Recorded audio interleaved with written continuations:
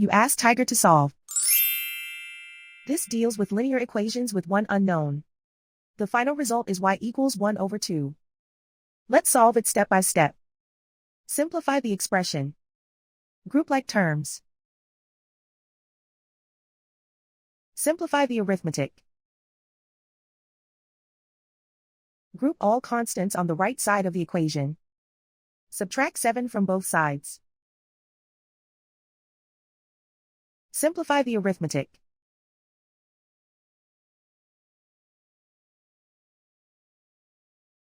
Isolate the y. Divide both sides by 4. Simplify the fraction.